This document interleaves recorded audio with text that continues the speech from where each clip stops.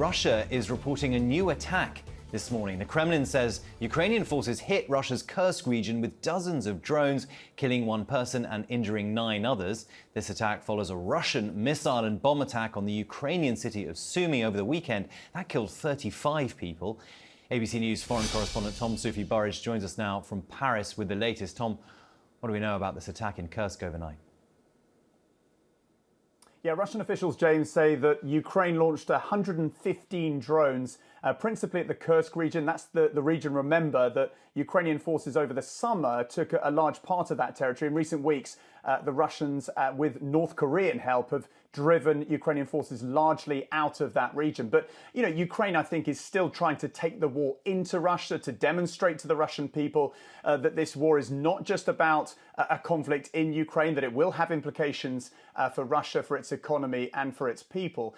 Russian officials saying at least one person killed. But, you know, just to emphasize, Western officials say that Russia, on average, James, launches about 100 drones a night in the opposite direction. So, you know, Russian drone attacks in terms of their quantity and their severity and their deadliness are much more significant, generally speaking.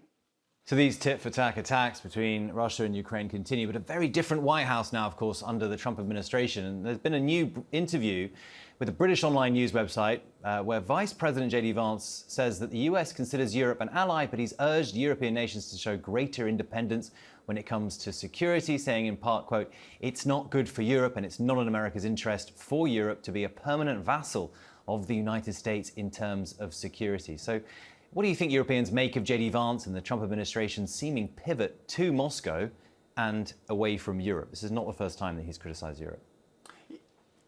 Yeah, I think if we can call it a pivot to Moscow, I mean, definitely warmer language, trying to normalise relations, definitely a completely different stance on the war in Ukraine. I mean, that's problematic for the Europeans, right? I mean, European leaders, generally speaking, with a few small exceptions, do not trust Vladimir Putin.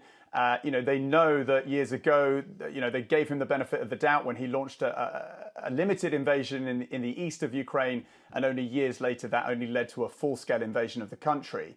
I think, you know, more broadly speaking on security, I think Europe has woken up.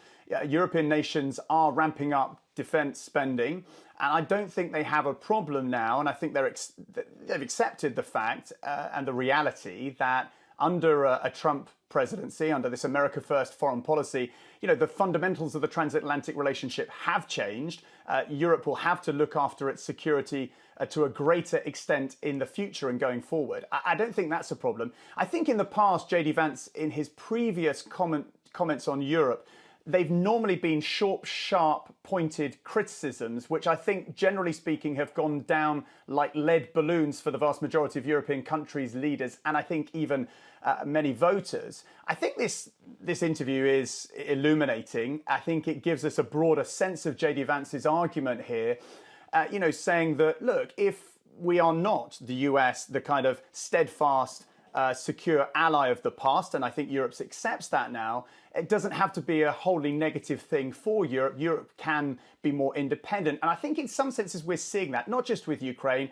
I think even with Israel and the Palestinian territories, we're already getting a sense of that, James. You've probably seen that French President Emmanuel Macron is set probably to try and recognise a Palestinian state or Palestinian statehood in June at a summit.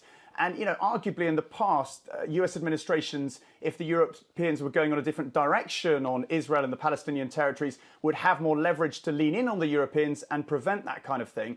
And I think now one of the consequences of this America First foreign policy, you know, yes, Europeans are ramping up defence spending, but I think the US will have less leverage on other issues on the Europeans. I think that's just a logical consequence. So you